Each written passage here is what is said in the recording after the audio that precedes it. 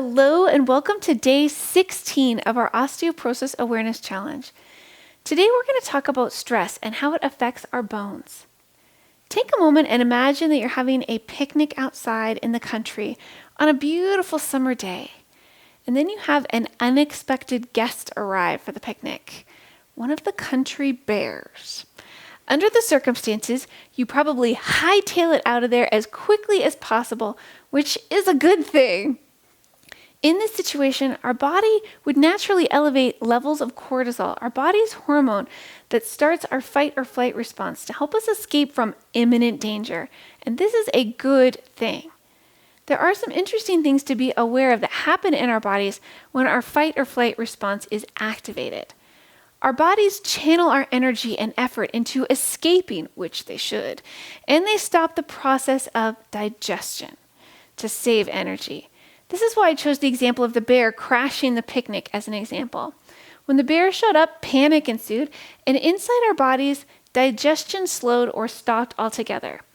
When this happens, our bodies tend to send the nutrients that we were hoping to absorb out our other end as waste.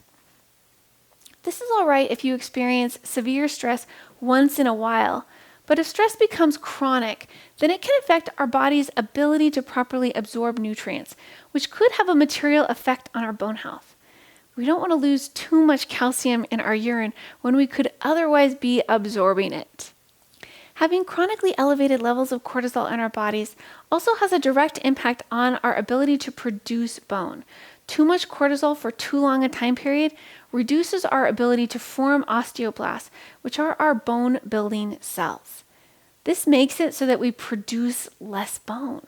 And since we don't want that to happen, it's important to actively manage our stress levels and find ways to reduce stress. Having osteoporosis can actually lead to having regular stress and anxiety in the form of having fear of fractures. We can reduce this fear of fracture by taking an active role in our bone health and improving both our diet and exercise in ways that will reduce our risk of having fractures and improve both our bone strength and quality over the long haul.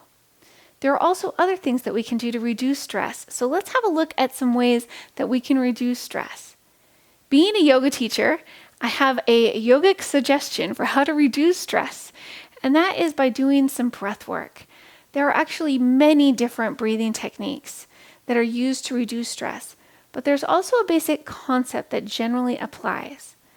While you're breathing, if your exhale is slower than your inhale, it will help to reduce stress and anxiety. This is true whether you breathe through your nose or your mouth or a combination of the two. So when you're having a moment and you want to recenter, take a moment to take a few breaths, focusing on having your exhales be slower than your inhales. My next suggestion is also yoga-based, and that's to do some stretching. When we stretch, it helps to elevate our serotonin levels. Serotonin is another hormone in our bodies, and this one helps to even out our mood, helping us to feel good and to experience less stress and anxiety. So have a stretch to reduce stress. The third suggestion that I have to reduce stress is actually to reduce your intake of caffeine. We all have different levels of tolerance when it comes to caffeine. Pay attention to your body and how you personally respond to it. Do you start to feel anxious or jittery after consuming a certain amount of it? See how you feel and make small shifts until you find a place that works well for your body.